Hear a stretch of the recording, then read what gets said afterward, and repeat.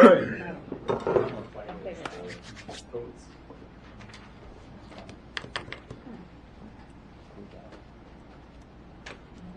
You guys ready? You good? Yeah, go ahead. All right, I'd like to call to order the Strategic Planning Committee for Tuesday, February 4th. Let the record show that all of the committee members are here with the exception of Alderman Witte, who is excused. I'll make a motion to approve the minutes of the previous committee meeting. A second. Seconded by Alderman Smith. Can I, all in favor? Aye. Opposed? Motion carried. There's no unfinished business. So there's one item for a new referral for consideration. So I've now had, I would say, at least 2 or 3 residents on West Henley Street reach out to me in regards to an Airbnb that has popped up down the street from them.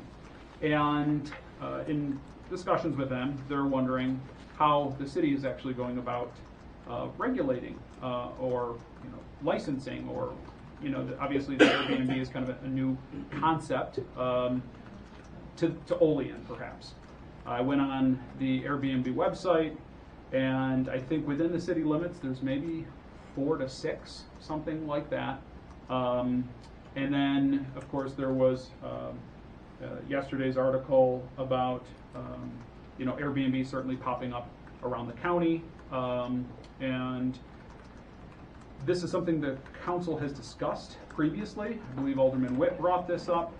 And so I guess I want to get an understanding. I reached out to Nick earlier today, and just to get a discussion going as far as, is this something that we need to update our code on? Is this something that, obviously it's a new form of business. I think it's very important to support new business growth and opportunities in the city, but at the same time, everyone's got to play by the same rules. And so just trying to establish what those rules are and the regulations that we need to perhaps consider or make code changes. It's just to kind of get the discussion going. So anything before I kind of kick it up over to Nick, and maybe Nick could just at least provide an update, kind of what you said to me. Last year, I believe Alderman Witte brought this up, and we had said that we were going to look at this when we got to NICOM for the annual legislative meeting, which was February of last year. And then again, we went through the meeting at NICOM at the annual meeting, and what was implored upon us at that time by the representative from the governor's office and the legislative offices is that the state was going to be dealing with this from a local or a state level to give guidelines similar to the real property law that they do for all of us at the local level. With the state, imagine that it didn't happen. They never got around to it, so we're back here again. I was able to go back and get the handouts that we got from the seminars that we went to on this with NICOM, and what Wade Beltramo, I don't know if any of you guys have had the experience of dealing with Wade, but Wade's a high energy, very knowledgeable guy in all areas involving real property and municipalities in the state. And there were 4 takeaways that he came from, or that he gave us, that we took away from the meeting. That we can have regulations on Airbnbs, and that we probably should have regulations on Airbnbs from a couple different standpoints that I'll get into in a second. But he said you need to clearly express what is allowed. You need to clearly express and state what is not allowed. And then you need to enumerate the standards for granting or denying special use permits, because right now there is nothing in the code that allows or disallows this in any particular area. We would probably look at it as akin to a bed and breakfast and look at the certain zoning classifications of where these things could be allowed to operate. But you need to just be clear on the rules for the operation. Some municipalities have enacted licenses where you are an Airbnb operator, you apply to the city for a license, Similar to a hotel or a bed and breakfast, you do an annual safety inspection with code enforcement to make sure there's proper ingress and egress, that there's alarms for carbon monoxide and smoke detectors. But you really establish it in the zoning law so that the planning board can grant the special use permit for the particular premises. So you need to just be clear about what's allowed, what's not allowed, where they're allowed, where they're not allowed, and you need to put that into a local ordinance, preferably through your zoning law, so that the zoning boards and the planning boards have jurisdiction over the granting of these special use permits.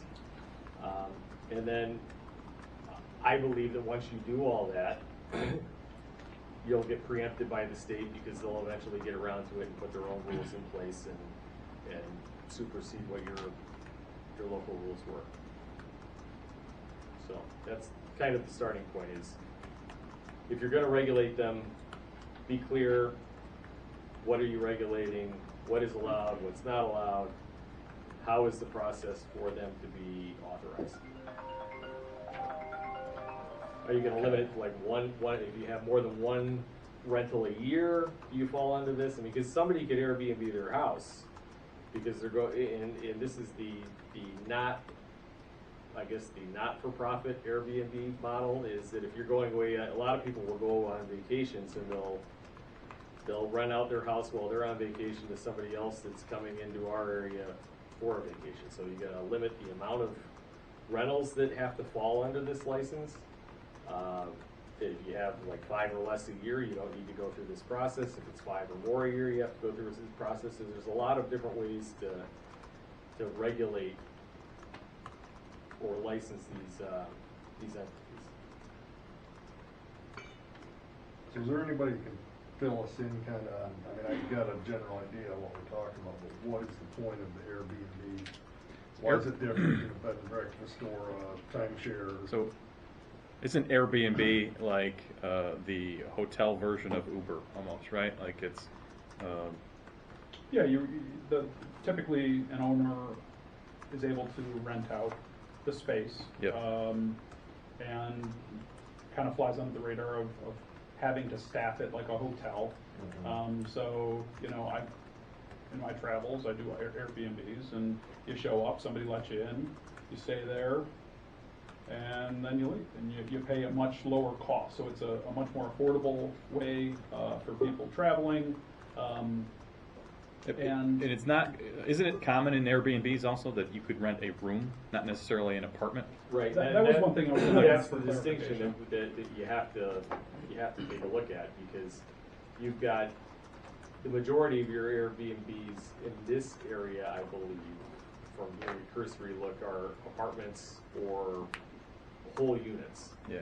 You're not renting a room in somebody's house. You go to a larger city, you could be renting a room in an apartment. So those are things that certainly you'll want to address as a council, because you have the distinction now between a boarding house and a short-term rental. So those are all things that you have to address. When Wade was saying you need to be specific, what is allowed? Are we going to, you could allow it so that it's only a wholly separate facilities with the separate lock and key access. It's not part of a regular premises. You're not renting out more than one room at a time. If you were to do or allow individual room rentals in a house, there's lots of ways to craft it. So let me ask you this, Nick, and I apologize for putting you on the spot. Ellicottville is obviously a much more attractive destination for something like this, right? People go in for the weekend and they don't want to stay at Holiday Valley. They want to get an Airbnb. So I'm sure there's a ton of Airbnbs out there. Do they do anything? Do they have regulations? I haven't looked at Ellicottville since last year, but last year at this time there was no regulation. Okay. And the reason why, I mean, Ellicottville is unique because while a lot of their properties are in the village, the majority of their rentals are outside the village. Yeah. And the village has a much more stringent zoning code than the town of Ellicottville, and as you get out you know, in the surrounding areas, Yeah. I don't want to say aren't as sophisticated in their code structure, but Ellicottville proper in the village has put a lot of time in it. Now that they're doing a lot more with the town through the sharing of the engineering services and things like that, I would expect to see it morph out more into the town as well. Yeah.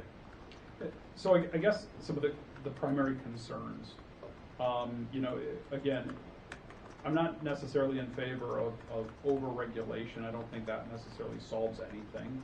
But at the same time, and I understand that they have a pretty good, thorough process to join Airbnb. But I do think it's probably necessary to ensure that places that are allowing transients or people, renters, to come in for short periods of time, are they carrying insurance on their property? I think that's something that, you know, it's a business. And so as such, we're already struggling with houses catching on fire, not having insurance on them, and then we get stuck with, the city gets stuck with the bills and things like that. So, you know, do they have the proper safety inspections? You know, I guess I think less is more in this case, but I think to Nick's point too, is this something that should be considered from a planning or zoning perspective? Would it be under the planning board? If it's a special use permit, it would be through the planning board. I also think there should be definitely something in the codes, because I just had a couple of constituents this past weekend call me up concerned in the West Fall Road area that there might be possibly Airbnb going there from a vacant piece of property. And I checked with codes, they said there was nothing in their regulations to monitor Airbnbs. So I think there should definitely be something put in at least the code of ordinances and give the code office a little bit of teeth to monitor what's going on. And two, would there be like a public hearing from either the planning board or the zoning board to notify the neighbors that this is being proposed, and if any neighbors have any valid complaints or concerns that they want? Usually on a special use permit, there would be a public hearing. It would be noticed in the paper, so the neighbors would have the opportunity, like you said, to come and say, hey, I'm for it, I'm against it. Are there currently any concerns in the, you know, from the neighborhoods with this type of thing? Folks talking about the issue? Or? So there are some, like I said, there are a couple concerned people on West Henley Street, and I wonder if their concerns are based on some of the low-income rentals in the area that are owned by some slumlords that they say, you know, we're sick and tired of. We have got these issues and people coming and going all the time, and now we've got this Airbnb across the street from us, and so people are going to be, more people are coming and going, and we don't know who they are, what risks they could bring. You know, so I think their concerns are are over the top, right? Mm-hmm. I guess my concern is more from a safety. You know, if they're a business, should they comply with the similar regulations that we mandate other businesses comply with? Mm-hmm. Whether it's a special use permit or proof of insurance or something more along those lines. So at least, as you know, as Dave said, that at least the code office knows who's in operation in the city. So Airbnb doesn't require that, though? Like, I mean, Uber, you got to have special. Okay. That doesn't do us any good, right? Well, we don't get a certificate stating that we're named on it if it burns down. Right, but doesn't Airbnb require a member who wants to list their property on their thing, on their site, to have? They require them to have liability insurance. I don't know if they require them to have casualty insurance on the actual property itself. Right. Casualty insurance. But isn't that a bigger concern? Like, if we're going to say that, then why wouldn't we require all properties? I mean, well, we can't, as a matter of law, require all properties to carry insurance, like hazard and fire insurance. Yeah. You can't require that. It leads to an interesting discussion if it's a for-profit business and whether or not you can require that they have hazard fire insurance for the properties that are used to generate the revenue for that income producing business. So in the situation of, you know, the landlord who has a fire and the property burns down, or the Airbnb owner who has a property that burns down, currently there is no requirement that we require that they carry insurance to take care of the property, either to rebuild it or demolish it if the property is destroyed by a fire or anything else. So We had that. Remember, we had that on South 7th Street. right. We had the house that, That was an Airbnb? no, it was a rental, and it was in an LLC. Oh, right. Remember, we had that burned, Oh, and 115 we ended up, Right. city ended up footing the bill, and because the LLC just walked away. Yeah. So we foot the bill to take it down. So. We and I this whole like liability insurance, casualty insurance for rental properties, I'm bringing up in a later discussion today. So just to throw it out there with the Chapter 12. My thoughts on this is I think Airbnbs, like decent landlords, are good for the communities in that they take an old house that might not be up to par and they renovate it where it was sitting vacant. And it's sure there's traffic going, but you'd have traffic with a family coming and going every day, going to soccer and whatever, going to work every day, where a building might sit vacant and no one's doing anything with it. And now at least it's being upkept and it's being inspected every year. I think that's a great idea, but from my experience with taking the code enforcement classes, there are two different lines. There's the code law mandated by New York State for fire code, building code, rental code, property maintenance code, things like that are in one category. And then municipalities create zoning laws alongside of it. They're two independent different things. You put something in the zoning law, but if it doesn't comply with New York State building law, you can't really do it.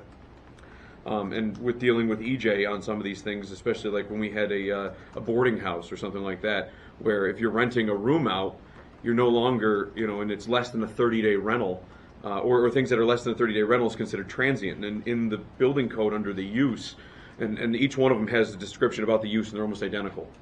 They talk about those uses. So if you're changing from a single-family home to an Airbnb with 3 rooms being rented, or maybe you're renting the whole house out at one time, and it's less than a 30-day rental, you're technically changing the use. You have to file for a building permit to change the use, as well as go in front of the planning board to get a variance to change the use, because if you're renting it at that short term, you're considered a hotel or motel, depending on what you're doing. At which point, you, depending on the amount of rentals, you could trigger, under the building code, could trigger a sprinkler system, could trigger fire alarms that go right to the fire department. It could go, there's a lot of different things, and that's why those codes are there. So we put something in zoning law to allow these and regulate them like we would regulate landlords, but it might not be permissible. And I think like this discussion tonight is awesome. I think we also might need to bring in some more people that interpret the codes on a daily basis, like EJ, and I don't know if our new fire chief is taken into code training. Not as well versed as he is by far. Okay, so bringing in, what I mean, some thoughts on that to see if we can actually pull it off legitimately, versus having to treat them like boarding houses and homeless shelters and things like that, where you have to go for it and then, who knows. So I don't know. I think what I pulled out of that was, so if the concern is that a quote unquote slumlord or any person who is in the rental property business was using the Airbnb website to bypass the city inspection laws, certificate of occupancy laws, or anything like that, if that were happening, that would be a much bigger issue, right? Is that what the concern is? Is that? I think that's part of the concern. Okay. You get what I mean? Like, Yeah, sure. you list it on Airbnb and there's no regulations on it, so now we don't have to get inspection, we don't have to do this, we don't have to do that. Right, I mean, the other thing is, as But I don't even know if that's how it works, like, So I don't know. I guess what I'm proposing is we get this discussion out there. I've heard now, obviously Linda couldn't be here, she's under the weather, but she's got those concerns from her ward. Dave's expressed that, I've got that. So I think it at least warrants some further discussion, some further research. So I think it's important to go back and verify what the process is through Airbnb. I think that's, I think that would be helpful. Because I have a suspicion that I don't think some of our slumlords could could list their sites. I think there's probably a vetting process that we. And the market's gonna dictate it too. Sure. Yeah. But beyond that, I think I work with Nick. Maybe we take a look at other municipalities, and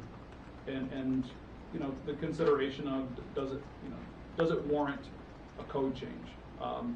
And I guess if you guys give me kind of your initial thought, do you think it's worth continuing to pursue and explore what NICOM might recommend, or what perhaps other municipalities might be doing in regards to this? Yeah, I'd be interested to know what like Corning does. Yeah. I think I the know other this thing one to thing, keep in yeah. mind is Okay. not just this Airbnb as itself, but there's likely others like it. Yeah. VRBO. May have been around for years. I mean, technology's changing, right? And it's changing hands and different people have access to it. So that's gonna change all of this over time too. I also don't want to create a law for a problem that doesn't exist or might exist. And at the same time, it could very well be a situation where, kind of what Jason said, more of these things start to pop up, Yep. right? Just like there's more Then what- Ubers and Lyfts and more Yeah. kind of skirting what is our traditional, I guess, manner of hotels and motels. Maybe more of these types of places are going to start popping up too. And then you've got the traditional landlord structure, which we already regulate, and we've got these other people just saying, well, you know what I mean, just kind of like taxi companies, and then you've got Uber comes in. You know what I mean? Do you treat Airbnb like it's a landlord with certain specifications because they're transient in nature? We've already got a lot of the framework there for landlords. You know what I mean? And the inspection process is there. You could add additional framework. Means less legislation on us to have to actually pass. It's more of a slight modification of the code, in addition to whatever else comes out of these discussions. But the other thing with the building code on bed and breakfast as a whole, like I know Airbnb, you don't have to offer food. You can just offer the room for the night. You can offer offer breakfast. But where the building code, in order to be a bed and breakfast in New York State, you have to be an owner-occupied establishment. So where you don't really need much of a change from the residential use to a commercial use in that regard, because you're on site, you're the homeowner. With an Airbnb, they call it a B&B, and they could be similar to a B&B, but under New York State's definition, you're not bed and breakfast. So. One of the issues, one of the things I would be concerned with, and from a safety aspect, okay, and it's new, let's face it, as you start getting more and more of these in the city, it would be nice to have some sort of a registration, because then the fire department will know how many we have in the area, and with it being people coming and going, it's going to be difficult for them to determine if there's a fire, who's in there, who are we looking for. So it'd be nice for them to have at least an idea how many we have in the city, where they're at. Well, that information's already out there. I mean, you go to the Airbnb app and you see all the ones in the city. What about the 7 other apps that pop up? Well, what about VRB? I mean, other. But I think what the mayor's saying is in the middle of an emergency event, we don't want to be looking at the Airbnb website. We want EJ to know that somebody can contact codes and say, all right, there's a rental or Airbnb unit in here with a 4-person occupancy. Then that would certainly probably put the fire department in a better position on how to attack it than going into it blind and not knowing what's there. And I think that's what. I just think that's I don't know. I And just another worry about thing the a privacy registration concern. could do is that they know who to get a hold of, so they can say, how many have you rented to? Have a contact number. Call. I don't know if you can call Uber and say how many are supposed to be here or not. So. The other concern that brings up is if you create something else that's separate than landlord registration in the system, like in our system of codes, and somebody says, well, no, I'm not renting my properties anymore, I'm an Airbnb. Now all of a sudden they get inspected once a year versus, like rentals, they get, you could have a rental inspected twice a year because you had 2 different tenants move out under the Chapter 12. So where would a landlord just say, well, listen, I'm renting this out to Dresser and I see turnover 3 times a year. It's cheaper for me to call it an Airbnb even though my only client is Dresser Rent. You know what I mean? So you've got people which is what I said, like bypassing. Yeah, exactly. So I think keeping it within the same housing, but also giving it more stringent, or like an actual, something that clearly defines it as separate than a rental, but still encompasses out under the rental inspection law and the registration, things like that. I haven't been to a NICOM meeting in about 30 years, but Would they have a record of other municipalities across the state? We're of their going- rules and regulations? We leave Sunday for the winter meeting. This is information I plan on asking now, so.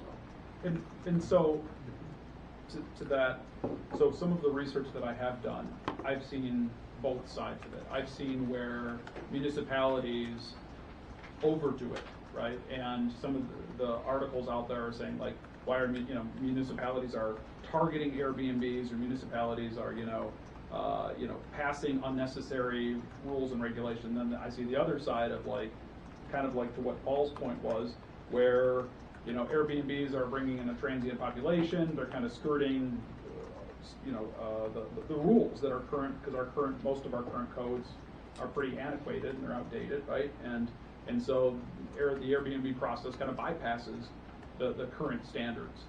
So it's kind of divided. So I think it's going to take some research and some further follow-up on this. I think it's important to note, though, that this is a good problem to have, right? That, I don't know if it was Right. Kevin, these are previous properties that have probably sat empty, and now they're getting some use, right? And they're bringing in people that are from outside the city, that are coming in with tourist dollars or whatever to bring into our community. So I don't think this is something that we want to kill, right? Just for the record, I got a nervous call from Mimi at the Chamber of Commerce today saying, I got word that the city council wants to kill Airbnbs in Olean. And I'm like, no. Just drag them through the streets. We're just talking about it, and we're just trying to, I think most of us are in favor of the idea of again, previously unused buildings are now being used, and they're bringing in people from outside our community. And I reassured her. I said, no, that's not our point. So, but at the same time, if you have businesses, and she agreed, you just gotta, if it's a business, then it should comply like other businesses do. So, I guess that's all I gotta say. Yeah, they're sticking in my head. Sorry. Okay. So I will do some follow-up research on this. Going forward, I had a quick conversation with Bill, and maybe this is something that we can talk offline about, or talk about perhaps in another discussion, is if you happen to see the article yesterday about, which was all very positive news, certainly for Cattaraugus County, was the Cattaraugus County bed tax. And that's something that has been discussed numerous times here within the city, whether or not the city would want to consider doing something similar. So the county currently charges 5%, which amounted to, what did they collect, Bill? 20 million, looks like 20,300,000. Well, 20 million was collected by all the hotels, Yeah. and then they collected 5% of that. Yeah, Is that right? Yeah, they collected 5% of that. About $1 million in bed tax. What's the county share of sales tax? Just wondering. The county share is 3%, I believe. Rick, is that sticking in your head? We get 1%, so it's the state gets 4, right? No, the state gets 3. State's Hey. 4. I don't know what that is. State is 4, I got it's 2 and 2 are close to it. Yeah. So I'm just. I'm, 3, so yeah, 4, 3, and 1. Yeah, the state gets 4. Bob, you probably know this better than we do. State gets 4, county gets 3%, and the city, we get 1% of what is sold in the city.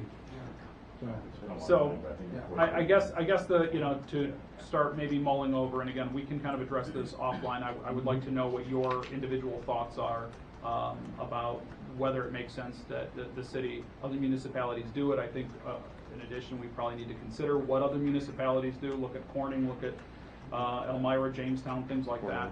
And it's we are going to have to go to the state. Legislation. And that would require. Yeah.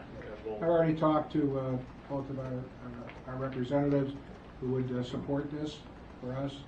But I had Michiko. She's wonderful. She some quick figures based on from the article in the paper. It said Olean's share is about 11% of the total. So based on that, if we were to put in a bed tax of 5%, now keep in mind, this is not going to be taxing the people who live here unless they go stay in the hotel. So bed tax would raise us at 5%, would raise us about $111,000.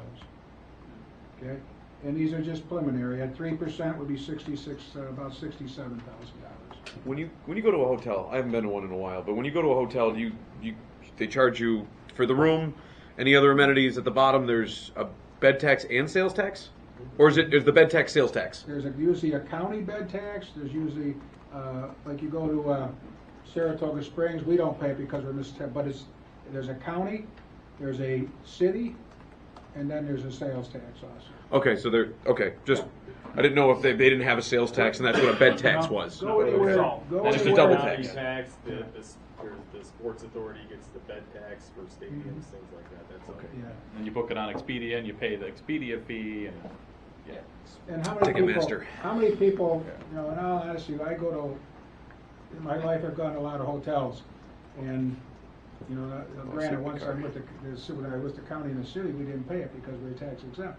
But other places you go, they tell you, okay, it's $100 for the room. Then you get there and there's this tax, this tax, this.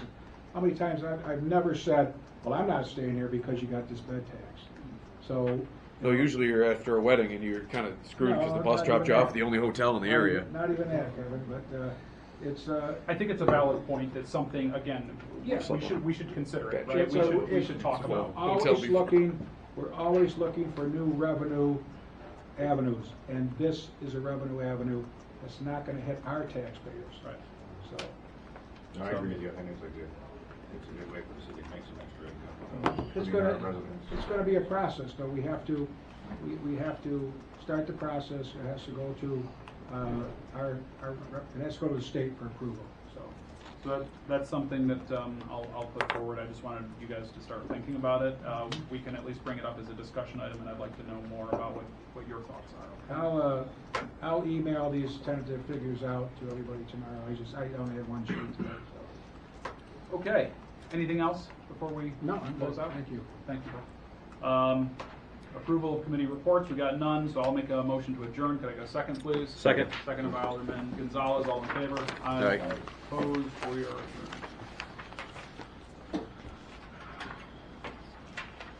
Where are we going? Sure. All right. I'm out of order. Give me a second. All right. I want to call to order the Public Safety Committee. It's been a while since I ran a meeting, so bear with me. I have all aldermen present except for Alderman Witte, who is excused. We have no approval of committee. Oh wait, I needed a motion to approve the minutes of the previous committee meetings. So moved. I have a second. Second. Alderman Smith. We have no unfinished business, and we have 3 discussion items. The first one is Chestnut Street, Bishop Street access, parking issues by Alderman Panus. We have some handouts coming around, and Alderman Panus, do you want to take the floor? Yeah, so this issue was brought up initially by one constituent. We talked about it briefly last time we met, and the problem is when you're heading northbound on Chestnut and you make a right turn onto Bishop, the parking on the road is blocking access for larger vehicles. So there's a couple citizens concerned about, and it's been more than one now that I've heard from, about ambulances, fire trucks, and the school bus being able to make that turn. And I checked it out. I considered it a valid argument. It's even difficult to turn a pickup truck around that corner. Somebody doesn't usually park there, but the sign, this picture came from Rob, thanks Rob, where he pointed out basically where the existing parking sign is and where we could move it to make that access at that T intersection more appropriate. So people are parking in here, Jason? Yep, people are parking right there in that one spot in front of the house, You can't turn. and it makes it difficult to turn right. What's that sign say? No parking? No parking here to corner, so from there to Queen Street. From that sign going left? Yep. And Queen's just out of the picture there. You can't park within, what, 20 feet of an intersection or something? Yeah. Rob made some comment in an email he sent me about the standards at an intersection that were something along that line. Yeah, like 20, 25 feet is what I. So could you legally park there now, or Yeah, you could. you could legally park? Well, no, legally by the sign, right, but it's more enforceable for chief's officers to ticket In with other a words, sign. you can't now, but it'd be easier to enforce with the sign. Am I saying that correctly? I don't know how far it is from Queens, so I don't know. Yeah, I don't know what highway law says, but. No, we're talking What about- you're asking, yes, you can park right here. There's no restrictions. The sign is up here. But that's within you're 25 oh, feet that's of on a. the street. That's That's a a driveway. driveway. I'm sorry. Okay. Yeah. I thought They that have a was driveway here, they have a driveway here. This is Chestnut. So where the difficulty is, and I live down the street on Bishop, so what's the difficult is if you're trying to turn to go this way with an ambulance or fire truck or school bus or whatever, it's very difficult. Yep, I get you. So I guess my concern would be, would this be confusing, people thinking that Chestnut is the no parking here to corner? And if we change the sign, or how do we word that, Bob? Right now it has like a left arrow, it says no parking Okay. here to corner, so I think you just move it east and keep it the same directional arrow. Okay. I think I mean, just seeing how often it's vacant, I get the feeling people try that live there to leave it open. That they realize the issue and they try to leave that spot open. And the sign just needs moved so somebody who's not in that mindset leaves it open. Somebody moves in an Airbnb down the block. Yeah. I think that would only eliminate one parking spot. That's the way it looks. Yeah. And I've discussed that change with both the folks that brought it up, and that sounds like it'll make them happy, and anybody else has the same issue happy. Is there no parking on this other side of Bishop? Where the side right here by the corner where the fire hydrant is? No parking on the south side. Yeah. Okay, gotcha. So that's already labeled. Okay, I just wasn't sure if there had to be additional signage for that corner or something. So we're good. Oh, because Bishop's one way anyways. What am I thinking? Sorry. No, it's not. Oh no, it's not. The garden. Garden. Don't have my bearings. It's not my word. Yeah, but you legally can't park 15 feet of the fire hydrant easement, so I guess that takes care of way up the street here. Okay. Makes sense to me. Yeah. So what's the next move? Being new. You would file a PL with Tiffany to be brought in front of the council president, who would then refer it to another committee or committee of the whole, since we've already discussed it. At which point, then we'd vote on it, and it would become law, or vote it down. It's a code change, it'll take a couple weeks. Does anyone have any problems with it? No, Sound good? Good job, Jason. I'll One get for one. everything together for you and shoot you an email. Okay. Thank you, Tiffany. All right, so as long as there's no further discussion on that, we have a discussion that was brought forward by Alderman Witte and Alderman Crawford for the recent fire rental property fires. Yeah, and I don't want to take I don't know exactly what you're going to address, Kevin, but I'm sure it's probably all tied together. So for starters, I was wondering if perhaps we could get an update as far as the structure. I know the structure on Buffalo and Sullivan, there was a 10-day timeline that started when the owner of the property, previously known as Walter's Computer Store, aka Statler's, whatever else it was. When did that 10-day timeline? Do we know, Nick? It was when up that- yesterday. I spoke to Ryan Reed in Codes, and he served the property owner this morning with the violation of the order to remedy, which required her to have it down today. Okay. So she's been served with 2 tickets, 2 appearance tickets in city court. It also ties into our pursuit of her we're going under Chapter 12 of our housing code rather than a dangerous building designation, and that simply allows us to recover against the property owner Okay, so if we're successful. okay, so this is an alternative way than we have previously gone, because in the past we've been burned. Correct. No pun intended, but in the past the city taxpayer has gotten stuck with the demolition bill, where previously we've put the lien on the property, and then we itself. end up with a property we don't want. Correct. So this way, Or more likely, we end up with a property where the lien is wiped out by a tax foreclosure. Right, right. And then we don't get a property at all, and we get stuck holding. Right. But the county has bad been debt. working with us on, as you know, the county's worked with us on those to make sure that we get them back. So in layman's term, this is you're going under, through chapter 12 of the housing code, you're going through a different means. So if we have to, and I have no idea, I was gonna ask, have we started getting any sort of quotes? Do we have any idea what that potential cost might be We to don't the have city? any bidded quotes, but Right. we have a pretty good idea of what this would cost. Can we have is that public knowledge? Or should we not? Yeah, we think it's gonna be somewhere in the 25 to 50 range, depending on the tonnage and how hot. Yeah. You know, we've got air quality monitoring, all these things that have to be done in this type of situation, so. Then. Hopefully we can force compliance. Right. you know, Now, when, immediately. so when we force compliance, does that mean that we have to sit back and watch this structure sit there while we're trying to get the landlord, the homeowner, whatever, the property owner to pay up?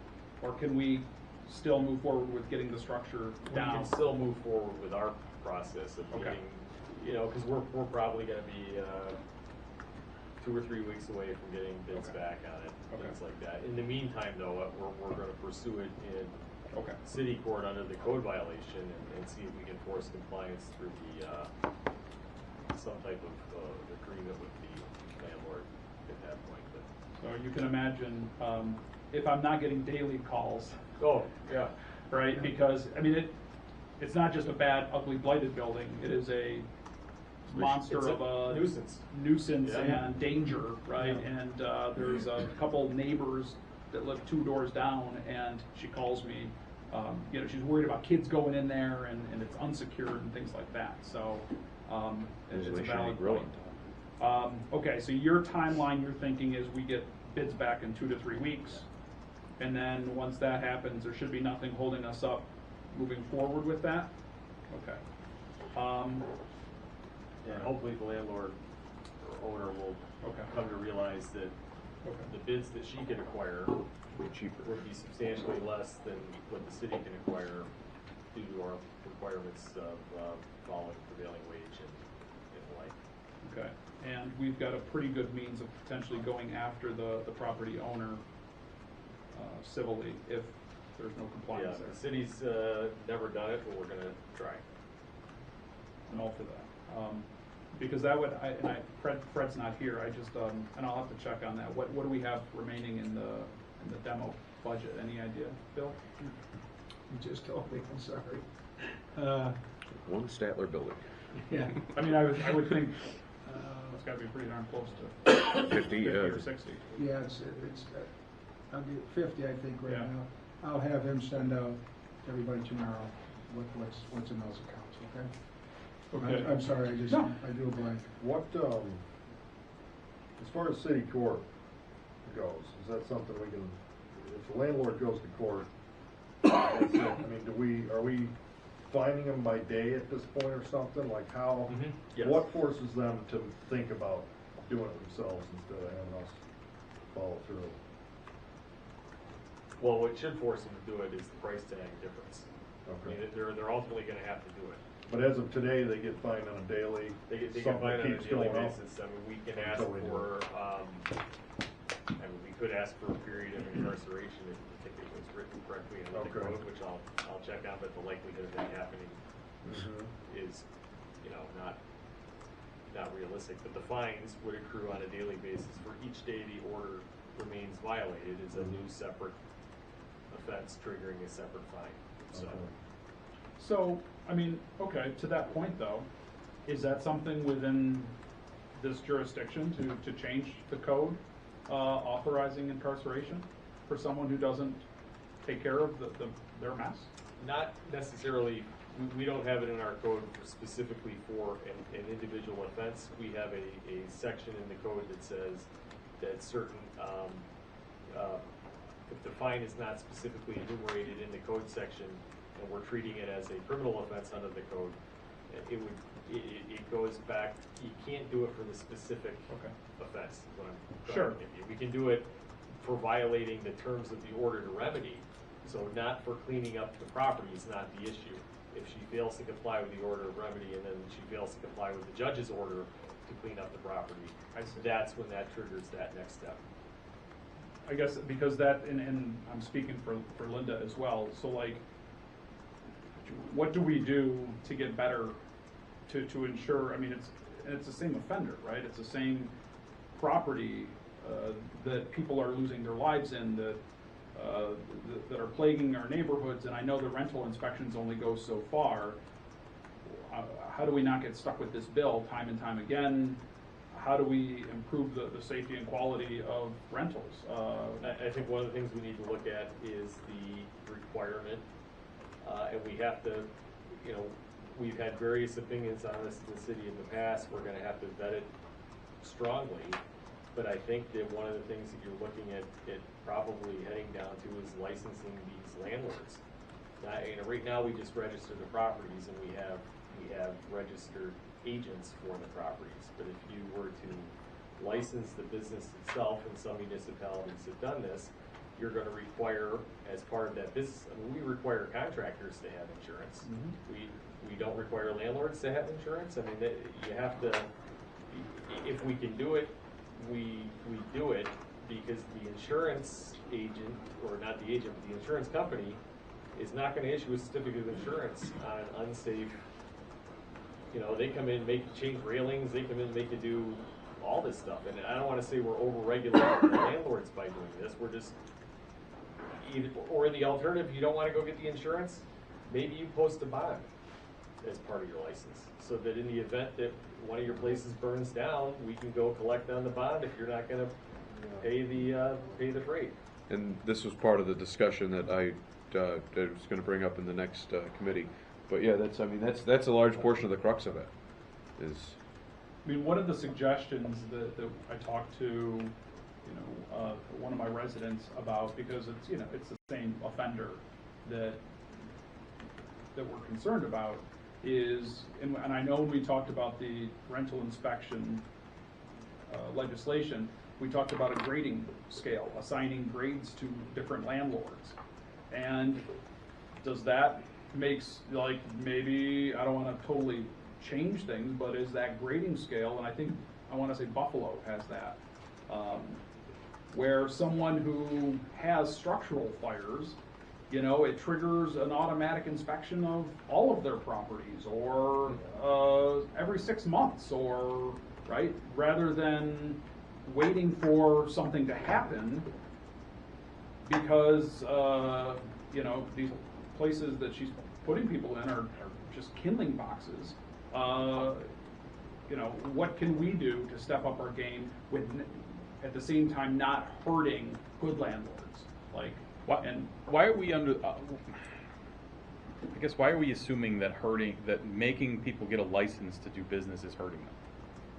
It's just part of doing business, isn't that? I mean, we keep dancing around. We don't want to offend certain groups of people, because at the end of the day, if this is a significant enough problem, which I think it is. Previous one had loss of life, so yeah. I mean,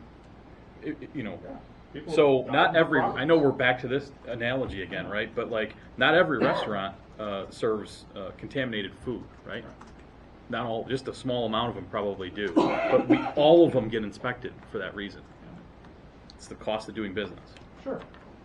I mean, and I guess, I don't know. I feel like once again we're going to come back to this conversation where there's going to be this huge, I shouldn't even say huge, there's going to be pushback from the landlord community, which I respect and understand why they would do that, and we have to decide if it's the right thing for the city or not, and just go with it, and not be. So I think those are two separate, I see that as two separate discussions, right? Licensing doesn't save lives. Licensing might help, especially with a license. You have to provide, like Nick was saying, possibly even requiring insurance. All right, so yeah, that helps to alleviate our risk, our financial risk as a municipality, having to pay $50,000 to demolish a structure.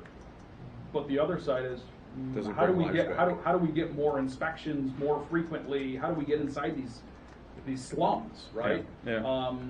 what do we do there to trigger it now?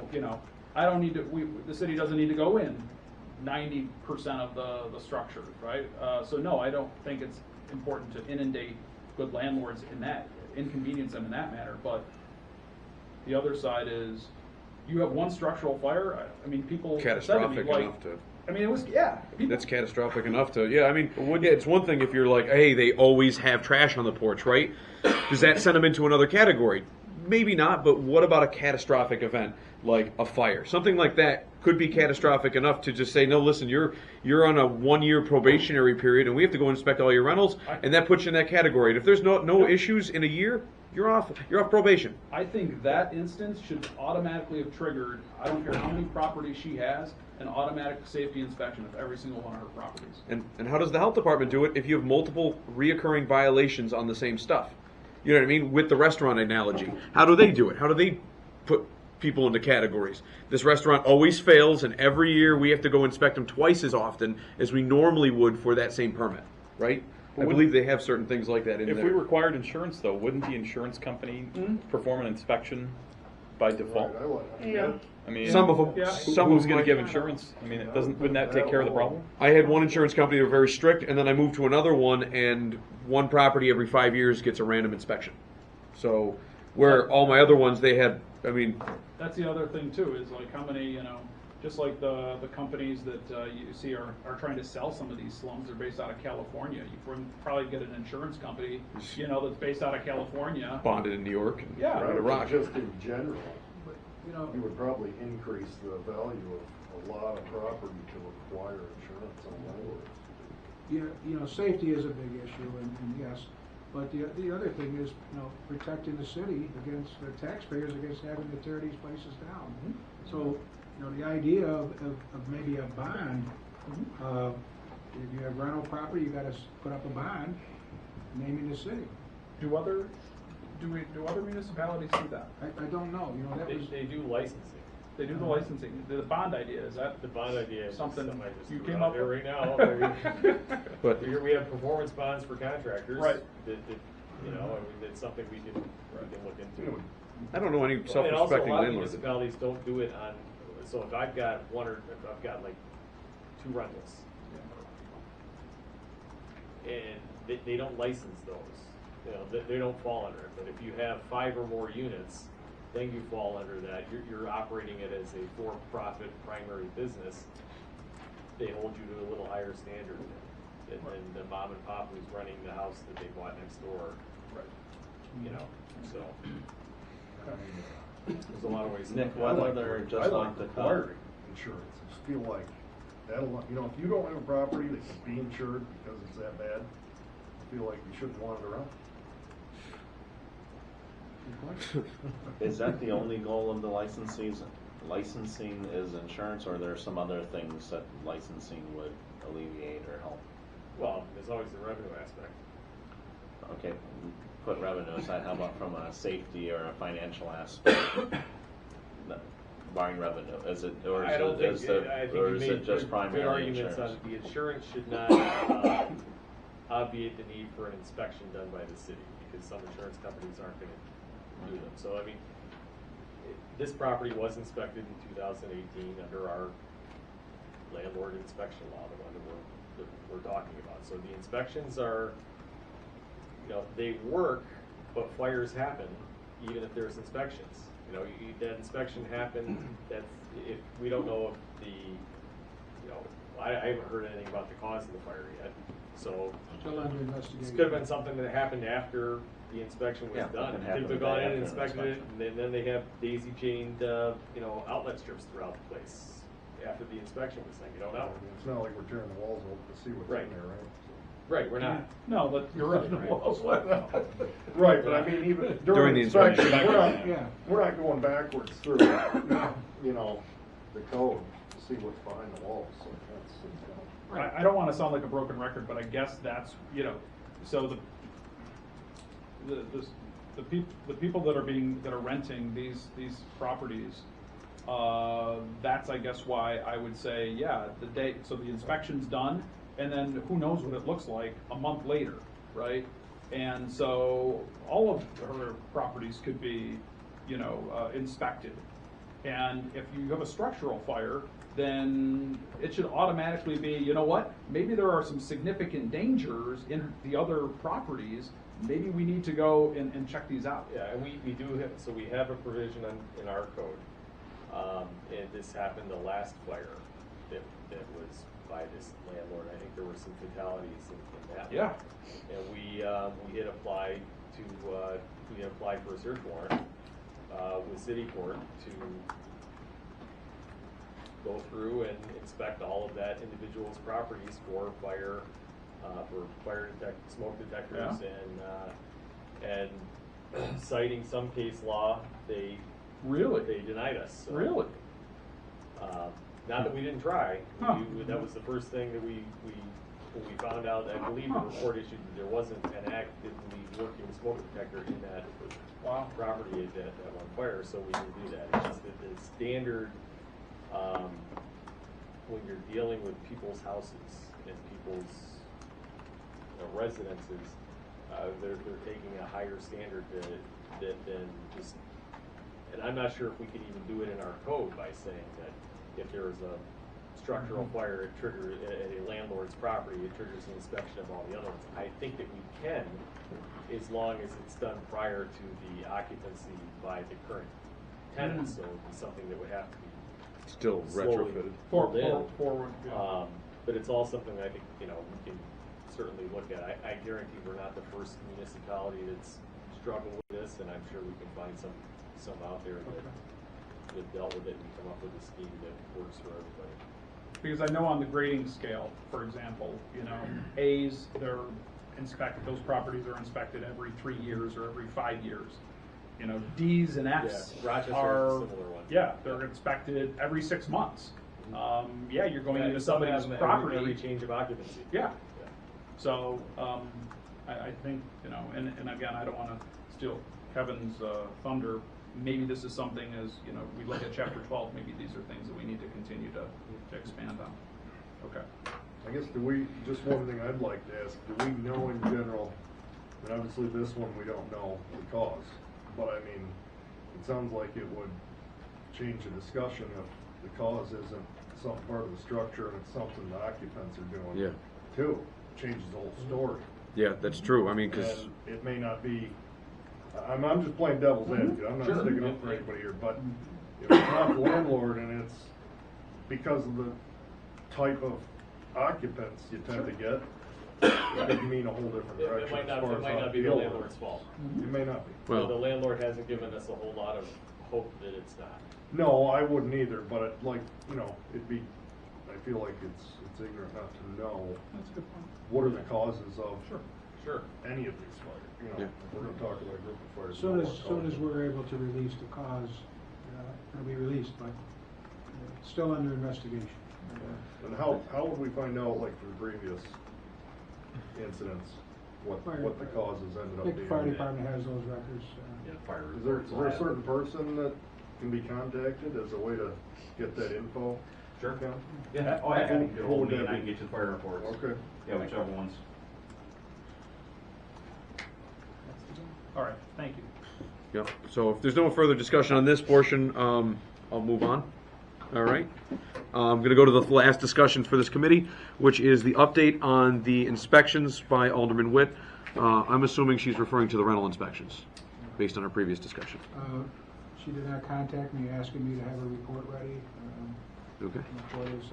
I wasn't sure what this was about, so. Okay. So what I can do If that's is, what it's about, we can have, put those numbers together for. Yeah. I've got, since, Oh, great. well, I saw it on the agenda, so we put together, we were kind of assuming it was based on Yeah. inspection, so I printed both out. Okay. Since 1/1 of 19, or the year ending in 19, we conducted 213 rental inspections on that side, and then we conducted 105 fire safety inspections. The interesting thing to note is that we took a more aggressive approach, so to speak, from the fire side. Only out of 105, only 22 passed on first time through. Wow. So the guys were very, because it had been time and stuff with the new program. 71 had failed. 6 re-inspections passed and then 6 re-inspect failed, and because we got the program up and running later in the year, now we're conducting all the re-inspects. So those numbers will certainly go up on the pass side as we get through the first couple months here and conduct the rest of the re-inspection.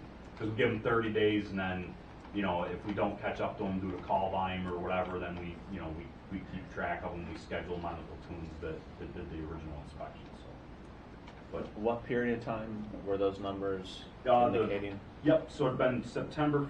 The ones that I gave you for the rental inspections, which would be conducted by Codes Officer Ryan Reed, those were January 1st, 19 to December 31st of 19. The fire safety inspection that I gave you were September 1st is when we started the IPS program on the fire department side. So that was 105 inspections in basically the last quarter of the year once we got up and running. So those are all the pass-fails of the fire inspection side? Correct. Okay. Do we have any data on the pass-fail of the rental inspections? No, rental inspections were just that they were conducted. Okay. I've got them all here where they're Each one in particular? Yeah, like if you want to see each one, they're all like. Gotcha, like pass, or, Yep. okay, gotcha. That would be something that would be some good data to have. Would be like to know on average how many, since this rental inspection program has been instituted, how many right off the cuff were inspected, and then how many failed their first time and passed on the second, or currently have failed and are still. Yeah, that would just exactly to see, and or not even maybe compliance is a good word, but also to see like.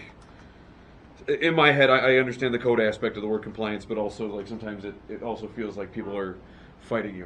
Where like how many just didn't know that their rentals were not up to code, and you know what I mean. But then it was something easy like, oh, I need a smoke detector in this bedroom as well as the hallway, right? And I'm a big metrics guy, so if there's reports you want that I can get you guys, just give me a little bit of time and put them together. And if you want them to run on a schedule, you know, we can get them to, especially as we look at some different software.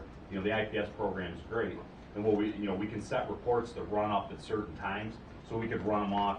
You know, if it's let's say the first Wednesday, or let's say the first Monday of the month, you guys want it for a certain meeting for the rental inspections to run. We can run that report and then have it emailed. So there's a lot of different things. Technology's great. I'm not the greatest at it, but we can get some people to figure out how to run reports, whatever on our side. This IPS that's new, is this the thing that we had originally bought in order to do the rental inspection law in the first place?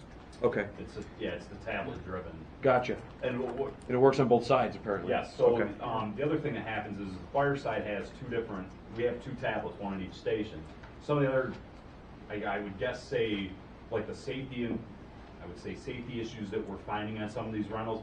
It's actually, we go on fire and even medical calls, and the firefighters will generate that report and it kicks out the next day. So we're getting complaints generated based on run responses where we may go to a rental property and we find that their furnace is improperly vented, which will kick a complaint right directly to codes to handle the next morning. And we kind of go through those, and that we usually catch a lot that way as far as life safety issues go. That's for just doing routine response. That's awesome. Are there any big things that come out of it that are good to know that it's doing? The report, Tim, the fact that we're doing these inspections. Yeah, well, it's a lot of accountability. That if we issue a violation, then a violation will be issued. And what we're working on right now is that once that violation has been satisfied, we go back through, take a picture that it's satisfied, which will prove, it's not just I took care of it. Okay, Charlie, you're good to go. No, it's going to be, all right. We have this violation, an open junction box here. 30 days later, we come back, snap a picture, okay, bang, it's there. So it can't come back on the city and say, well, no, I told them it was good, but it really wasn't. So it's kind of an accountability thing on our side as well, so that we're out there doing it, but making sure that it gets accomplished moving forward. More serious things like, if you have to cracking a heat exchanger, you got to decommission a furnace, they don't have heat, Ryan Reed's got to be there that day, or somebody else has to be there to post the apartment unfit for human habitation. We've had a couple of those this morning. What did we charge for a rental inspection? $60 and $30 for a re-inspect if it's within a year of being vacated or originally inspected. So. All right. Sorry, I just filled one out last week. So. Yep. Good. Is it okay? No, Ryan gets me. I'm just kidding. And so on the inspections, other than somebody's moving in and they know Olean has this inspection law, there's really nothing else to that's what would trigger the inspection, right? Is the person gonna occupy it, could request it because they know it. Or a property sale. But a landlord that doesn't broadcast it could get away with sneaking people in and out, is that true? Sure. Okay. There's certain Well, evidence. it's based we on do the- our best to find them. Right. Changing utility bills that the city controls, like water bills, things like that. Okay, so there is a little watch out there to Yeah. find it if people are trying to sneak under the radar. Right. No. But they can't sneak. They can. Okay. We knew that going into it. Right, But I you just can't wanted to mention wrap it. my head Yeah. around, Yeah. you know, Other, especially as we go other into. landlords will blow them in too, so. Yeah. Right. Neighbors, yeah, you have a lot of that. Yeah. What I actually had a question about, somebody actually called me before tonight's meeting and asked, and I don't know if the mayor or Nick or if the chief have any insight into this. They said that selling a property has a different inspection, and I don't remember writing 2 inspections into the code.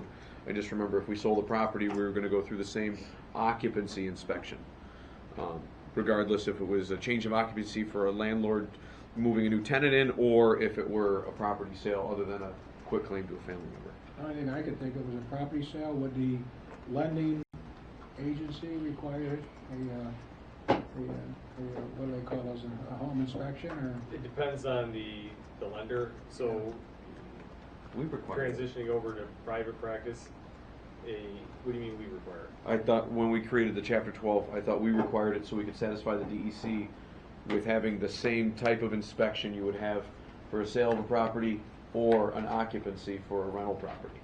We have a sale, inspection on transfer law, which is separate from the landlord inspection law. Okay. So the 213 inspections, I think that the 100. chief referenced in that Ryan Reed being doing for rental inspections does not, it should not, I don't believe it includes the transfer inspections, that you're a separate. Okay. I thought we created both around the same time to satisfy the DEC for No, the property the transfer. DEC only had to do with Storm the sewer. INI and the storm sewer issue. That was separate from our property and safety inspection, where we require somebody that's transferring a house to transfer a house that is, habitable. Right. And But we do. Okay. It was 213 rental occupancy inspections, I had Nick said something, and then 166 deed transfer inspections were done last year. Okay. Those the two different types of inspections, the deed transfer inspections, do we go through the same rigorous, making sure smoke detectors are in rentals and stuff, Yes. or in properties as we would with a rental property? Is what the question. Well, those are smoke detectors, carbon monoxide required by different laws. Sure. but I would have to, as far as the particulars, I'd have to defer to Nick or ask Captain Jennings for more specific. Okay, gotcha. I thought I thought we put forth this inspection with EJ's little checklist of what gets inspected for a rental, and when we initiated the deed transfer portion, well, I believe when we passed both, I thought it was all inclusive. I thought it was the same exact inspection. The constituent called me and said, no. They just show up, do a walkthrough, make sure the storm sewers are draining, and they make sure you have carbon monoxide detectors. But other than that, it wasn't the same rigorous certificate of occupancy for a deed transfer as it would be for a rental. That's okay. Never mind. it was your law, buddy. What's up? It was your law. Yeah, I know. But I'm not the one implementing the law, right? Bob might have something. If it pleases the chair. Sure. I recently went through this. I'm buying a house in Olean. We're signing on Thursday, but we had Ryan come in, or the seller had Ryan come in and do an inspection, and I'm familiar with both the sheets. It might have been a different sheet, but it was the same sort of thing. The ground fault outlets and Okay. all that jazz. Yep. Gotcha. Okay. That's Thanks, Bob. Well, at least this week it does. So what do you do? Do you quote yourself in that instance? I'm just gonna hide on that one. Does the deed transfer, is that triggered where for the city to record the deed, that inspection has to be done? before the sale can be completed. Anybody else have any updates on the inspection? Not unless I have something else, if you're done with this topic, and just 1 second, bring something else up. I don't mind. Sure. Yeah, go for it, sure. The other thing I have is maybe for the chief, should I contact Sheriff Wickham, or can you handle this? About 3 weeks ago, my niece had a stove fire in her house, and she lives on 4th Avenue. And when she called 911, I'm assuming that dispatched to Little Valley. They were arguing with her on the phone saying that there was no Forest Avenue, there's a Forest Street. That's, 911 calls go right to Little Valley. Little Valley, yeah. Then are transferred here, so that would be an issue to take up with Sheriff Witte. the sheriff. Mhm. Good, Yeah. you guys were there for 3 to 5 minutes, Mhm. but, I mean, so you know where to go, but. Right. This, I just thought it was strange that the dispatch would argue with her saying it's 4th Street. She lives on 4th Avenue, there's no 4th Street in the city. So, I just wondered who to bring this up to. That would be the gentleman.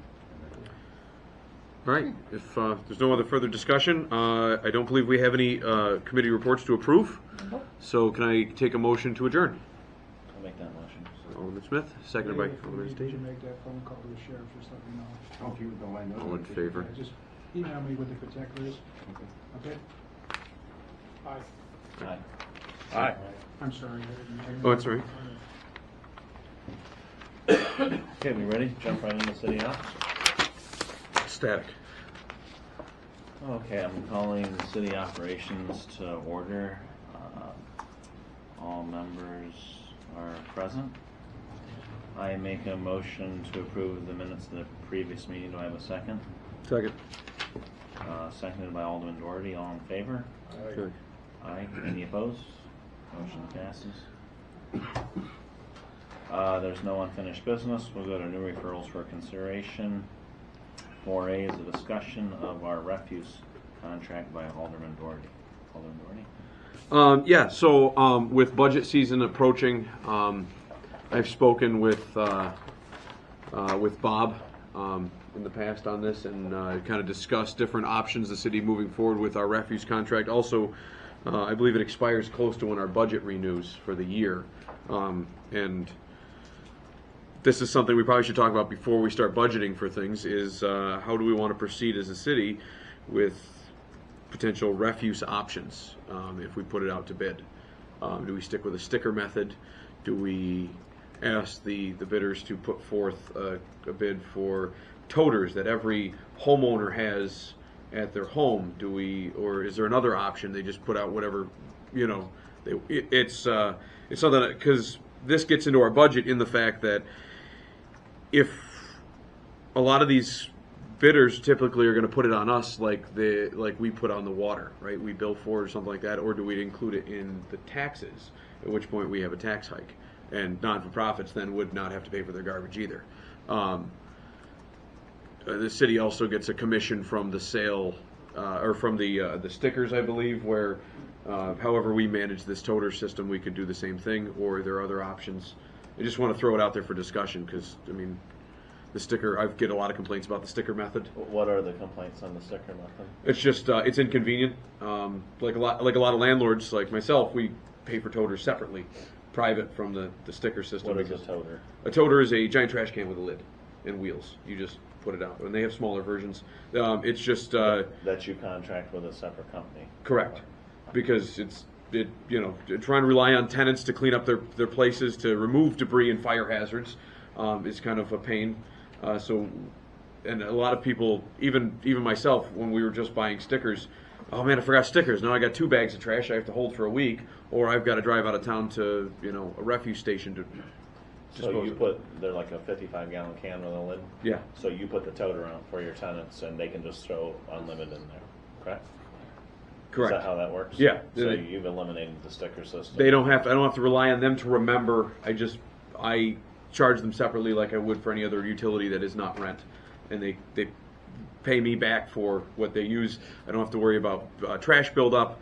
I know even a lot of homeowners can build up trash and things like that. I think a toter system, to me, seems to be a lot cleaner and nicer, allowing every house to remove their trash without having to remember to also go out and grab a sticker to throw on a bag. I've seen cold winter days where the sticker just kind of rolls off the bag, blows down the street, they don't pick it up, now it's sitting there, stray animals get into it, or the bag rips open, it's blowing down the street. And also, with a toter system, you also have a lid on all these where recycling is not out in a little open face can. To blow all over the place, which is, where primarily a lot of the litter in the area comes from, is just the wind picks up recycling. You put them in a toter, wheel it out, recycling, garbage. Question I have on that is, what do you do with these elderly people that maybe don't have trash every week and have it every couple of weeks? I mean, is it charging them more to have this toter than it would be to go buy a sticker? Kevin, can I we had this discussion with one of the contractors, one of the garbage, one of the refuge contractors back a year or more than a year ago. And one of the things that can be done, and the idea of the totes, I'm going to call them totes because I don't like toters, but totes. The idea of the totes would be is that each resident, or especially the rentals, would now have a tote, usually a 96-gallon tote, that could eliminate a lot of garbage throughout the city. Like Kevin said, they don't get the sticker, so where's the garbage go? It goes out back, it goes on the front porch, it goes down the cellar. So that's one thing. When we asked the question, I asked the question, what about our senior population, our older population who doesn't have a lot of garbage? They said there's a couple of different ways. You can go with a smaller tote, which may blow around the city, okay, or go with a different colored tote that would be every other week pickup. Now, yeah, in the summer that may be an issue, but you know, I mean, the totes are heavy plastic and they've kept, you know, clean. So that's a couple of the ideas there. The other thing is, you know, right now, and I don't know, Kevin, I guess I got lost with your discussion there a little bit, but I hope you're not asking us to get back in the garbage business. No, I don't think that this should be a municipal employee type of position where we handle the water. I think that we sub it out, but Yeah, right now, do have a feeling that how do you enforce? I guess that's the reason for the discussion, right? To me, I wouldn't want to put it on the taxes to pay for somebody to have a subcontracted bidder out there to do the garbage. Right, because then you would have the non-for-profits. You know what I would like? I mean, all those things sound fine, but I would like a vendor that sold us garbage services that offered the option. So I could either go buy stickers and put my own can out, or I could buy a tote or toter, depending on who's referencing it, and they just pick up as much garbage as I can put in it, and I pay a flat fee every month. They don't offer that now, right? Like, no, what if they don't. did? That would be. And, I just don't want to deal with the stickers. Right now, we with the sticker system, our income's about $20,000 a year. You know, for just what we charge for them the percentage that's on each sticker that the city gets. Yeah. Okay, so you know, a lot of these have merit. Especially take our rental properties. Okay, and I don't want to use our resources to collect their money, you know, so they could bill each individual. I don't think we want to put it on the backs of our water bill. We get enough headaches from every time we raise water, and that would be, they claim that's another tax. We don't want to collect it, but when we put this out to bid, that could be part of the process. We can bid it several different ways. Yeah. You know, the nice thing about having the totes is that, especially for rental properties, you know, your people would have a place to put their garbage without having to run out and get stickers. The landlord could, whatever it's going to charge.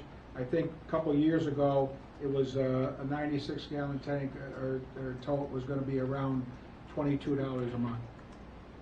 Okay, you know, and then you'd get a second one for your recyclables.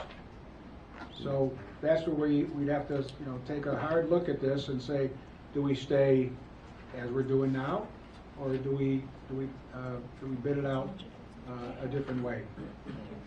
If I'm reading this right, though, you can do that right now. Correct? You're doing it. Oh, yeah. Technically, You could go contract yourself.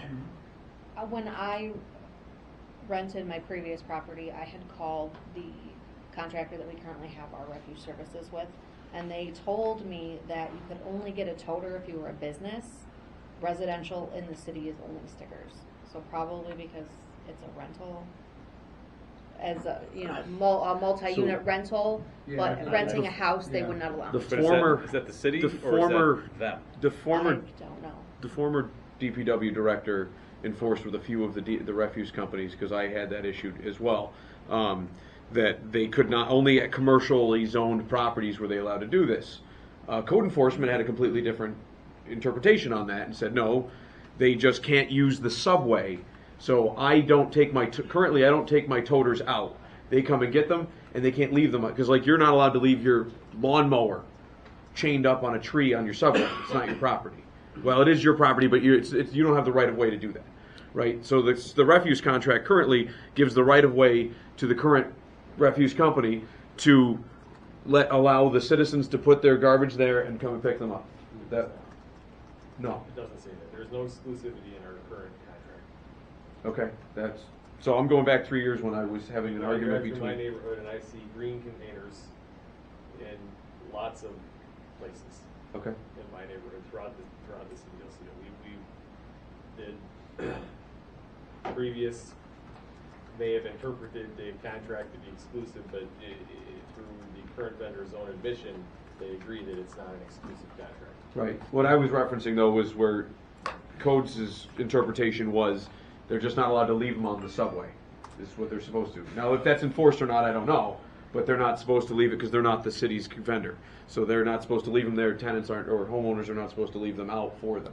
Supposed to just return them back to the private on public right-of-way property. So there are just de facto two systems right now, is that correct, Nick? You can do the sticker system? No, the city only has a sticker system. City has a sticker system, but it's permissible for a private citizen to get their own tote. We see it all the time. I mean, Just same contractor pick those up? Or is it different contract? However You they- can, yeah. I mean, the current contractor doesn't offer through the city, but you could go to them and get a tote or any other. I see. The only one that offers the sticker is It's not- through the cities. I Yeah. gotcha. I'm obligated to just speak on behalf of my residents who have reached out to me before suggesting that going to a toter, or tote, if you will, if you're in France, that system would be certainly beneficial, considering going back to the feline population in our neighborhoods and skunk populations that we have in our neighborhoods, that when people just put bags out, it ends up all over the place. And so they were very adamant. This was like their thing to try to help push the city into mandating the use of these types of products. The other thing, while we're having this discussion, the other thing that we want to consider then, if we do go to the totes, would be placement of them too. I don't think we want these sitting in everybody's front yards. Right. Like how we have codes on waiting dumpsters. for, trash day, so. Like we have codes on dumpsters. Just brought You don't out put them in there front of your on the building. collection day, Yeah, right? we'd have- Otherwise, it's kept up near your house. It's either kept, out, my thing would be on the side or out back, but not in your front yard where, walk out the front door and. Not on the front porch, not on the subway, that kind of Yeah, thing. I mean, just, consider, if we're gonna do this. Not permanent structures. Yeah, yeah. No, Yeah. just to throw this out there for consideration, some of the feedback we've gotten talking to refuse companies is they want to have an exclusive contract if we go with the tote system. Doing both systems, I guess they're kind of currently in place now with the sticker system, and then the ability for people to go shop around, right, for other vendors, but Right. They could take it to the dump. If They we- could go to Allegheny or Portville and drop them off at the county. So, I guess what I'm saying is if we go with the tote system, and obviously that's a big change, this hasn't been bid in 10 years. One is, I think they're gonna want a long contract, because we're probably gonna ask them to upfront the cost. We've got 5,000 customers, these are about $50 a piece, so you've got $250,000 investment. So probably, if we go that way, it's an exclusive contract with one company for a long period of time, and they provide all the totes. And then we'd have to figure out whether you could do every other week and the size of the bin. So I guess what I'm suggesting is the tote, if the city puts out the tote contract, I guess it's a pretty major change with just some considerations, or it's gonna be rolled into the cost of the bid. So this is one of the other thoughts about having the municipality do it versus leaving it how it is.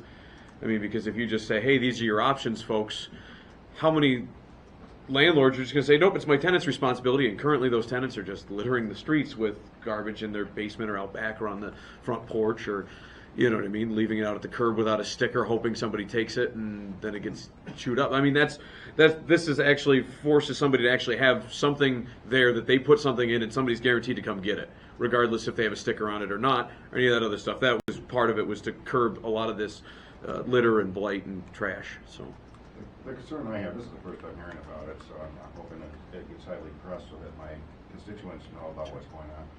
But I don't know for sure, but I think I pay $1.36 for a small garbage sticker.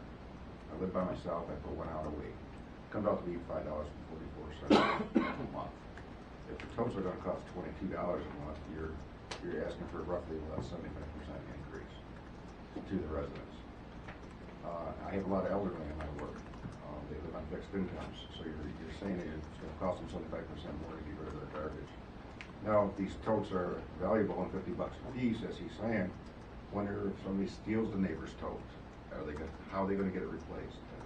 I mean, The company would be responsible to replace it.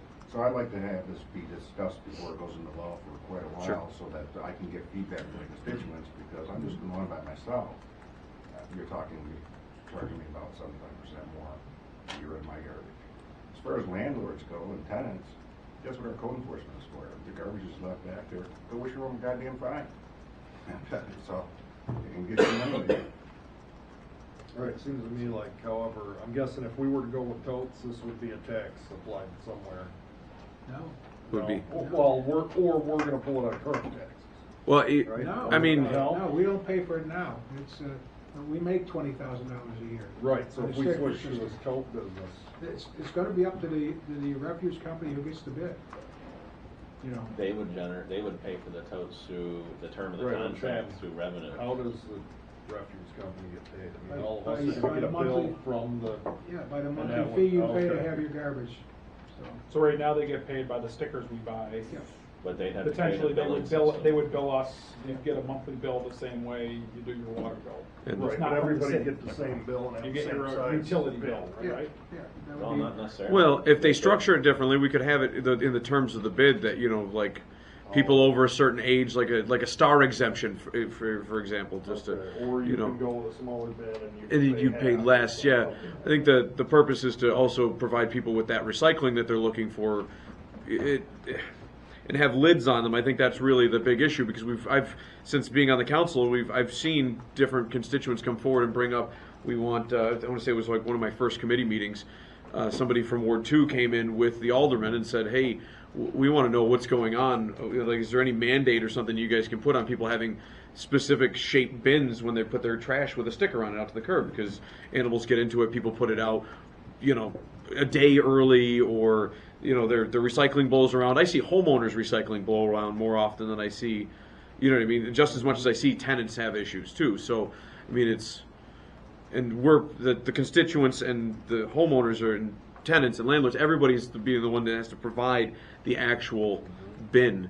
And so for some people, they can't afford a sticker, let alone, you know, a bin. So I like the idea of things staying cleaner, but I'm worried, so the way that I'm hearing it, if you have a landlord that's got, say, some 5-tenant place that doesn't take care of their garbage very well or at all, there's nothing saying they're gonna get into this and have anything anyway, right? They could still just carry on the way it is if they're a problem. Not if we make it law. You're saying what's gonna make the tenants use? Right, the like what's tote? gonna make them say, I want garbage picked up? Because an Say, exclusivity I'm contract. trucking it down to the county. Well, Why but are you coming to an Toledo? exclusivity contract, so they can't just say, no, we're going to just go, my tenant's going to buy stickers, right? Like, the sticker option wouldn't be available. You would have one contractor that wins a bid that says these are our toting options, or these are our options that have lids on them that's per the city specs, and this is what you can get. I mean, obviously you can drive to the you know, Westons or Allegheny, which aren't even in our municipality, so it's, you know. Right, but the point is that I could choose to do nothing and not have Right, a and that- garbage removal service coming to my house. Well, I mean, Yeah. we could Right? address that with Or increased. how could we address You it? could address that with, I mean, if they want to go to the county, you could increase that with, increased penalties if they don't, if they. Or could we make it so that all rental properties have to have a That was- garbage? I was thinking that too, I don't know. service? We make it that all rental properties have to have Under it? chapter 12, we discussed that back in It's, that whole yeah. thing, so yeah, we can do it. I mean, and this is all a discussion, right? This is to talk about how we want to go forward as a city. So, like, I'm not expecting a PL to get submitted next week. I mean, we haven't even started budget talks yet, but I wanted everybody to be aware, because if this is something, for example, one of the avenues, we could have the contractor bill the tenant. You could put it into taxes. You could do it what we do with the water department. I'm saying that those aren't the options that maybe we're leaning for. Idea. We get it. Yeah, but I'm just saying if we end up putting it into like I a just want to make one correction. Yeah. That, we have started the budget process, and I will have it to you by the 15th of this month, Oh, as okay. per the city code. Okay. Okay? Can I make one other suggestion? I mean, I think maybe it makes sense to sit down with a couple companies and get some information, and you guys would kind of get permission for that. We do have to have this in place by June 1st, which is not far away, so I mean, I've got to advertise it by mid-April probably, or the end of April. So it is time sensitive to a certain extent. One of the reasons We have to have the budget passed by April 15th. So Right. Well, the reason I was just pointing out the reference to the, because if you just put this out for bid, there's no effect to our budget other than we can anticipate some sort of revenue generating aspect from the percentage of the sales. But if for some reason the city were to handle the billing, we might have to front money like we do with the water department, where we need to anticipate that. That was the only reason I brought it up, depending on which direction the council goes. Sounded like we're not, but just as So- it stands right now, I would be totally opposed to us doing the billing. right. So, Oh, God, yeah. I guess, would it be an option to have some presentations to hear from? Bid conference. Is that possible to hear more, to have somebody come in and give us a present? Because Well- I think Dave's point is very valid. My family could easily take care of a 96-gallon tote when you have two little kids, right? But somebody like my grandmother has one small garbage sticker, even a 35-gallon tote might be a little overkill for her on a weekly basis. So I guess what are some potential options for various income levels? I think it's a valid point. Or need levels. Need levels. There we go. I like John's idea. If any of these companies are interested in bidding, come in and tell us. Give us a pitch. Yeah. So we can. Then we can pick their brains why they're here and see the pros and cons of this thing. So I'm with you on that one. I'd want to hear from them. well, I don't want to put you on the spot, Nick, but I'm gonna. Can we do that prior to doing a request for proposals and presentations? Good point, Bill. I have to get back to that. Maybe they don't need to present to the council though, but at least we can find out, is there capability of this? Like, do they even want this? Like, we gotta have a customer, we gotta have a vendor to sell us all this idea. Like, this all sounds great, but if nobody's out there that wants to do it, Yeah. you get what I mean? I Like, do. I understand. Yeah. Yeah, we only have a limited amount of suppliers that will do Right. this, and what if they say we ain't gonna do that? yeah, like, Maybe they have a better idea than we do. right. Yeah. We're not gonna buy 5,000 garbage cans. Yeah, the garbage keychain instead of a sticker. Who knows what it is? I don't pay much attention to garbage. I have a hard time believing that there wouldn't be some kind of unlimited, like, blanket order or subscription service where you, that sounds stupid, you know what I mean? Like, where you get off the stickers and you go on to like we just pick up your garbage and this is the flat rate. That's what I'm trying to say. It's by Casella does it in the town. Right. Please tell it's like 40-some dollars Yeah, so- a month. Oh, okay. It is. Yeah. So I mean, they have that infrastructure in place. Mhm. So that's what we need to listen to. Maybe we Or, need or Bob needs to listen to. I'll pull a Kevin here. Maybe we need a garbage Uber. Yes. We have that. Code enforcement's usually cracking down on those guys. The garbage Uber is just Kevin's band. What's up? Garbage You're gonna do a little more Uber. digging on this? Yes. And you're gonna coordinate with the mayor? And, then yeah, maybe have the more mayor. information for us at a future time? Correct. Yes. Anything else on garbage, or can we keep going, guys? Alright. 4B, discussion, chapter 12, code changes for multi-unit dwellings, Alderman Doherty. Take it away. All right. So we kind of broached a lot of these topics on changing the Chapter 12 for multi-unit dwellings and as well as licensing for the landlords.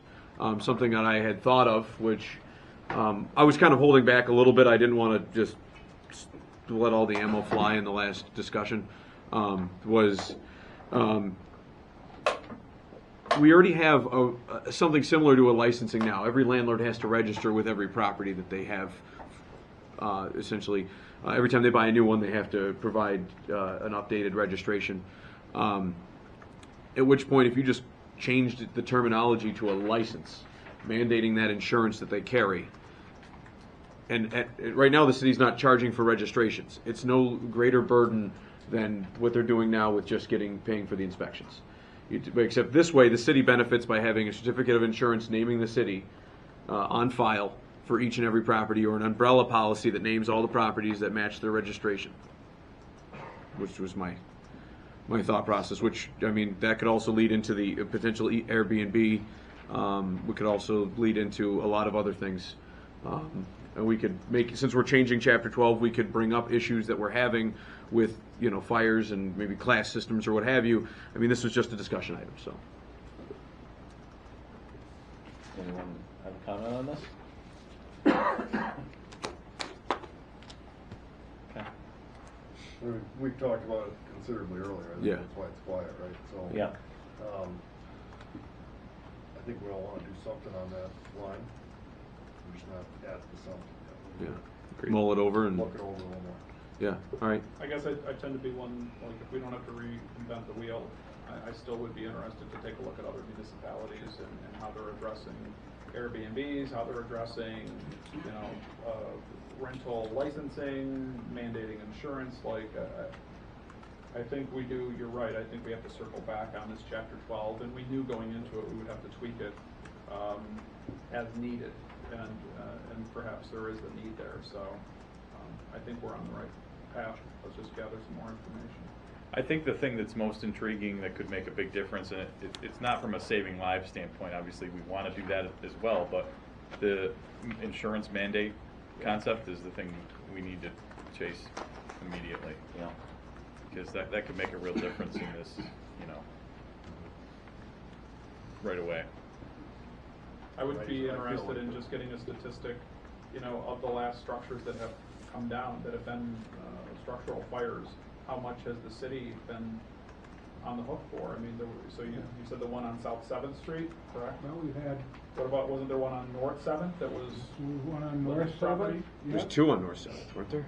I mean, No, wasn't the one. There was the one that was knocked down recently, and then there was one like a year prior to that, I believe. 7th, we took one on South 7th, we took one on, When you took on the one next to it. Yes. That was on North 7th on the hill. Yep, and now this one, and just in the last couple of what years. about the one over, I'm sorry, John, what about the one over on, did we take the one down over on 4th Avenue? On the corner of 4th Avenue? 3rd Avenue? 3rd Avenue? 4th Avenue and Center, maybe it was 3rd Avenue and Center. It was 5. Did we take that down? 521. Sounds right. Well, I think it was, so. Yeah.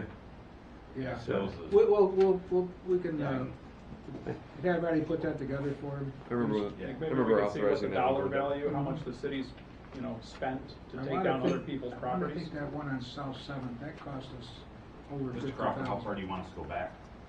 I think in the last 5 years would be helpful. So 5 years, how many times the city's had to demolish structure? Yeah, And if we cross them, Yeah. like what ones were landlord properties or rental properties, and which one were different. to Yeah. differentiate between them. Between- This is certainly a difference. Yeah. What did you say, Nick? Differentiate Between owner rentals occupied and owner, yeah. Okay. Differentiate between owner occupied and rental properties, yeah, absolutely. You think we have that information? I mean, is that something you collect? Can you include what the causes were determined on those two, Tim? So it kind of satisfies my question with the same report. Sure, what we were talking about before. Yeah. And some of them that come back is undetermined, are generally gonna be, the damage is too expensive to really arrive at a cause. Right. But Okay. Certain. Good. Anybody else on this? Okay. Just how does discussions work? I always forget. We don't move it forward. It moves forward on its own, or do we have to just re-bring it up? We just No, walk you'll away? have to bring it back, or We- we'll have to circle back on it. Gotcha. So once, yeah, okay. And we had talked about a lot of different concepts tonight, and they're all kind of linked in together, excluding garbage. But I hope we circle back on all of these that were worthwhile. Well, I'm thinking of it, for budget, we are not gonna have a new, refuge contract in place before we have to have the budget adopted. So we'll be just going with the current income of $20,000. So When does the contract expire? Did you say that earlier? I don't recall. June 1st. Okay, so it is concurrent with our. It's after the budget passage, so. But it's not Right. before the budget's adopted. Right. Okay. Yeah. It's the same day. Yeah. No, the budget has to be adopted by April 15th. Right, where the budget takes effect June 1st. June 1st. The same day the contract. Yeah, right. They're But different. we'll have to But adopt we have it to prior. adopt it by June, I'm sorry. April by 15th. April 15th. Tax So- day. So we'll just go with what we have right now. We have to go with what we have right now. Just on a light note, I got several compliments and thank you, Bill, or whoever's responsible for it, for leaving the snowflakes up on North Union Street. It's me then. People are complimenting the city because it's the first time they said that that's ever been left up so long, and it's right in Sheriff during last a year, too. dreary winter, so. Yeah, we did it last year too. So did you do it last Yeah. year? Okay, Yeah. The idea is, it actually was Bob's idea to leave them up because of the lighting on the street. This gives the additional lighting, but we have more darkness. So until, once we get closer to more daylight, then we'll start. Wanted to show you, so you guys get a lot of positive It looks nice too. Thank you. Any other comments before we conclude? There's no, Paul? No, I got nothing. There are no committee reports, correct, Stephanie? Correct. I make a motion to adjourn. Do I have a second? Second. Seconded, all in Oh, I favor? can't second, You sorry. all. Second. Second by Alderman Doherty, all in favor? Aye. Any opposed? This meeting is adjourned. I wrote a lot I know like it's you. during